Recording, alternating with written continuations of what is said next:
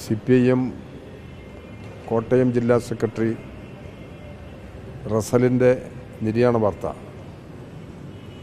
ഏറെ ദുഃഖത്തോടു കൂടിയാണ് അറിയാൻ കഴിഞ്ഞത്. വിദ്യാർത്ഥി ജീവിതം മുതൽ നാളിതുവരെ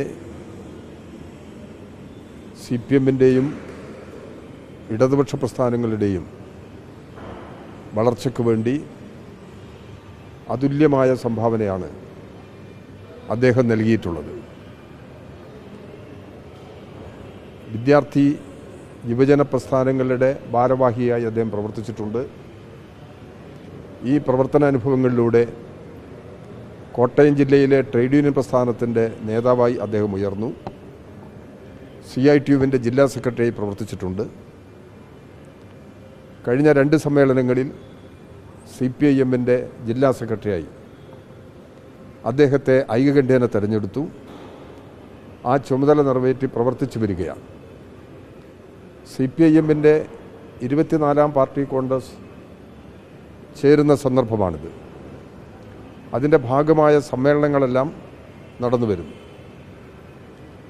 കോട്ടയം ജില്ലയിലെ ബ്രാഞ്ച് മുതൽ ജില്ലാ സമ്മേളനം വരെയുള്ള സമ്മേളനത്തിൻ്റെ എല്ലാ തലങ്ങളിലും സഖാവ് റസലിൻ്റെ ഇടപെടലുണ്ടായിട്ടുണ്ട്.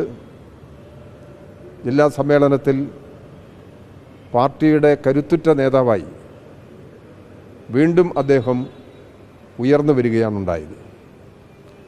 സാധാരണ ജനങ്ങളുടെ ജീവിതത്തോടൊപ്പം ചേർന്ന് നിൽക്കുന്ന നിലപാടാണ് സഖാവ് റസൽ സ്വീകരിച്ചത്. അത്തരം നിലപാടിൻ്റെ ഭാഗമായി ജനങ്ങളുടെ ആകെ നേതാവായി അദ്ദേഹത്തിന് ഉയരാൻ കഴിഞ്ഞു എന്നുള്ളതാണ്. അദ്ദേഹത്തിൻ്റെ ജീവിതത്തിൻ്റെയും രാഷ്ട്രീയ നിലപാടിൻ്റെയും പ്രത്യേകത എല്ലാ കാലത്തും തൊഴിലാളി വർഗ പക്ഷപാതിത്വം ശക്തമായി ഉയർത്തിപ്പിടിക്കാൻ അദ്ദേഹത്തിന് കഴിഞ്ഞു എന്നുള്ളതാണ്.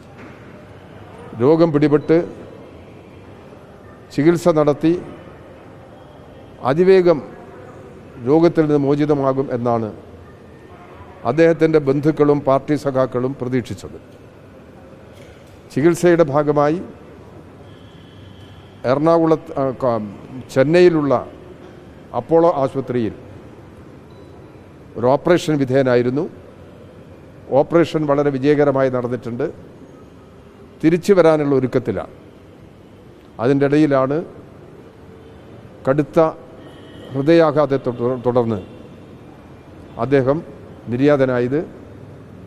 റസലിൻ്റെ വിയോഗം നികത്താൻ കഴിയാത്ത നഷ്ടമാണ് അദ്ദേഹത്തിൻ്റെ കുടുംബത്തിനും പ്രത്യേകിച്ച് കമ്മ്യൂണിസ്റ്റ് പ്രസ്ഥാനത്തിനും.